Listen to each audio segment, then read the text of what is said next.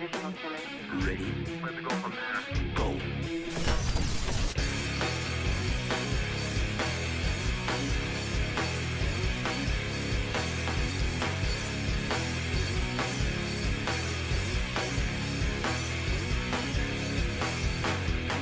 I see the water break, another life is at stake.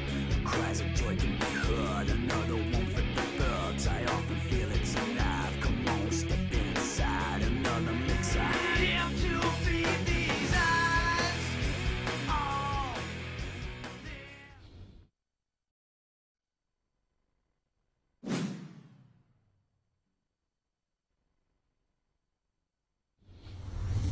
Each week we talk to somebody about Harding Racing and the One Life Suicide Prevention Program. One Life Suicide Prevention. Suicide prevention is everybody's business. And I met this man, though we know each other pretty well through many, many years at Claremont Speedway. A few weeks ago I was at the Harding Racing launch and Andrew Markovs came up and introduced himself as we discussed what is a really important and very relevant issue to Australia right now, particularly around the Christmas period.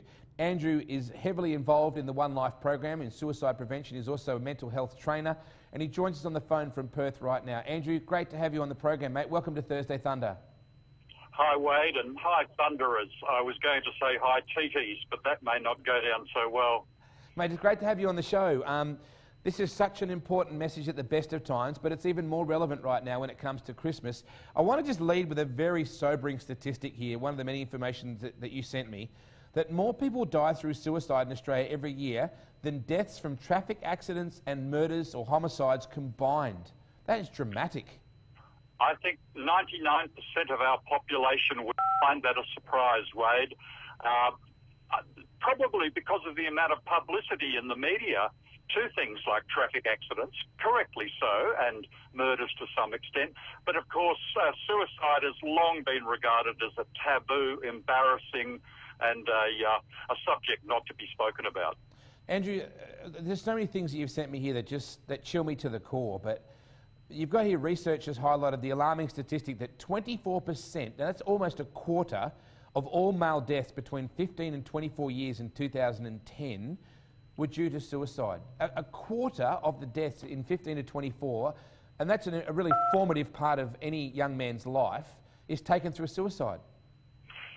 Exactly. These young lives are being lost unnecessarily. Every single suicide could have been prevented. And the facts about suicide are things that every person should be talking about.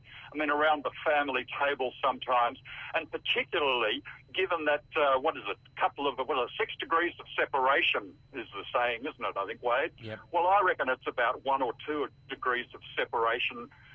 I talk to people about suicide. Inevitably, there's someone in their family or someone in their workplace who they know who's committed suicide, but we just don't talk about it. No, we don't. And something else, a lot of people say, I just never saw it coming. Suddenly somebody is a little bit distant and all of a sudden they say, wow, we never saw that coming. How often do you hear that story? All the time. And unfortunately, the people who hear that story most of all are the coroners in all of the Australian states.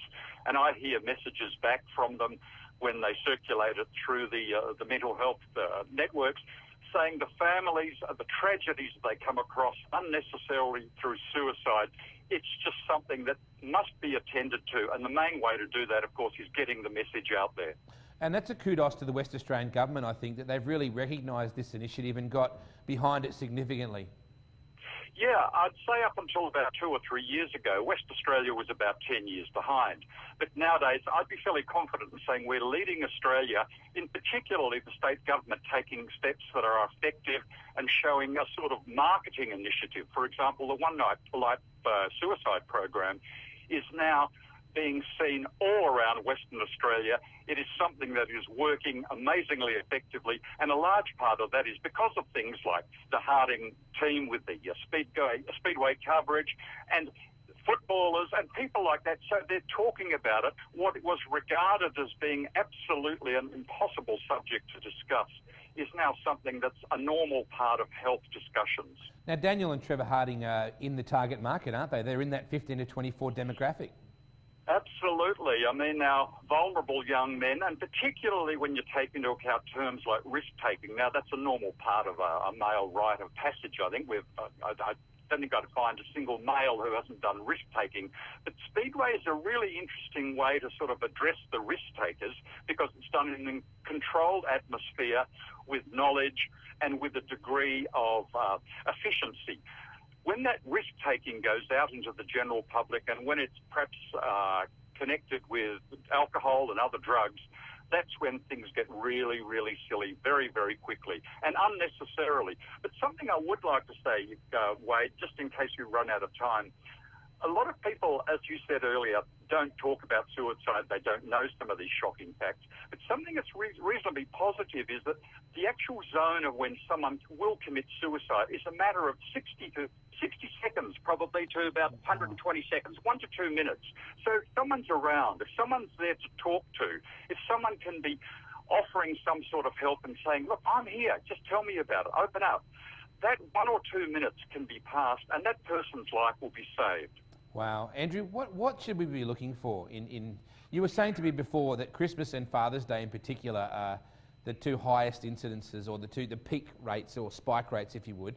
What should we as friends or family members be looking out for in behavioural patterns of someone who may be thinking about this situation?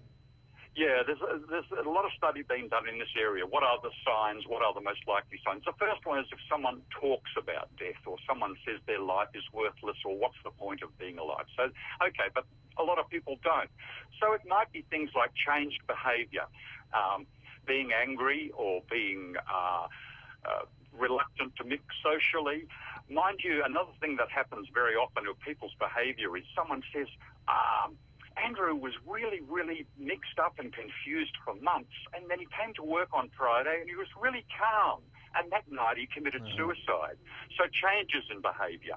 Another one to look out for is a person giving away things that otherwise they'd valued. So say someone gave away their street car, or someone gave away their iPhone or something like that. Yeah. So, a person clearing the decks, in other words.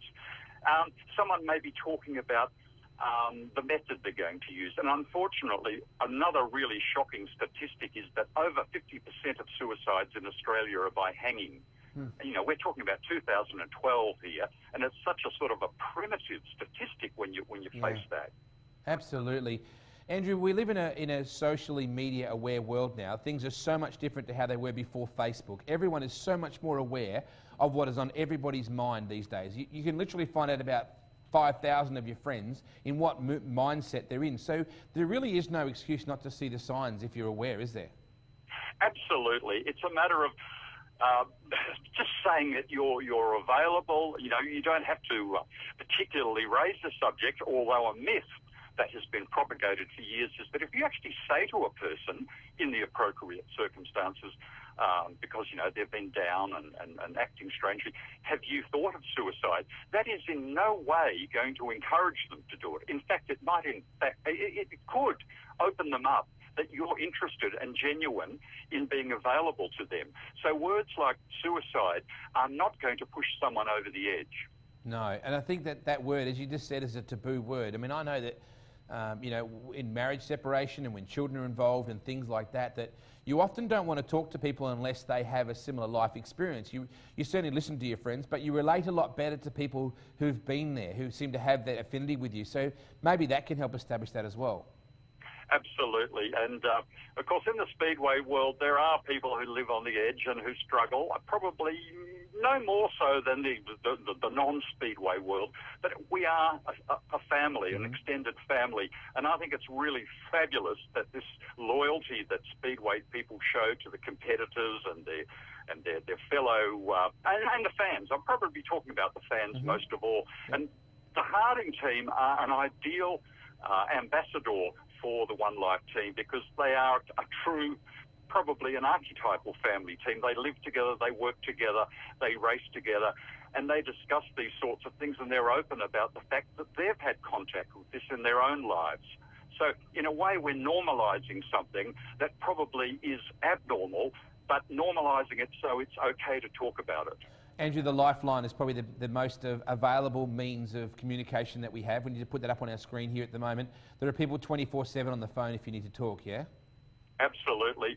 And particularly, as you said earlier, around this time of Christmas, when a lot of us are sort of doing the things that are wonderful, relaxing with family and having fun. But those people who haven't got that happening, this just exaggerates for them that they're missing out, and they go into this sort of vortex. I'm a loser. I haven't got anyone to hang out with over Christmas. Does anyone actually care if I'm alive or dead? This is the most vulnerable time to be aware of these risks. Yeah, and it's a financial pressure on everybody as well around this time as well. There's just so many different pressures on with people. Andrew, I'm really thankful for what you're doing with this Harding Racing sponsorship. You're bringing something to light that has been kept away in the dark. Some good people working with you on making this more aware. The Hardings are wonderful ambassadors. They're really good people. I'm glad that you helped put this whole situation together. I want to wish you a Merry Christmas to everyone and all of our viewers at this time, to just keep vigilant, to keep asking the question of your friends and your family, are you okay? That's such a simple concept. Are you really okay? Big thanks to you for your time, mate. If there's anything we can do on Thursday, Thana, to keep providing this message, please let me know. Thank you, Wade. Great to have you on the program. Andrew Markov's a man who certainly knows all about the One Life Suicide Prevention Program. He's a mental health trainer. He's certainly trained in suicide prevention as well. Lifeline is the number to ring, 13 11 14. It's Christmas time. It brings up a lot of pressures for a lot of people. We need to look out for our friends and family. Let's go out with the One Life promo video right now. Hi, I'm Paul Hasley. I understand the devastating effects of suicide, particularly in rural WA. I also know that being part of a team is a great way to handle life's challenges. There's one team I'm proud to be a part of, and that's the One Life team. By visiting the One Life website, you can get access to information that may help prevent suicide happening in your community. You may live in a remote location, but there's no need to feel alone. Visit the website or call One Life today.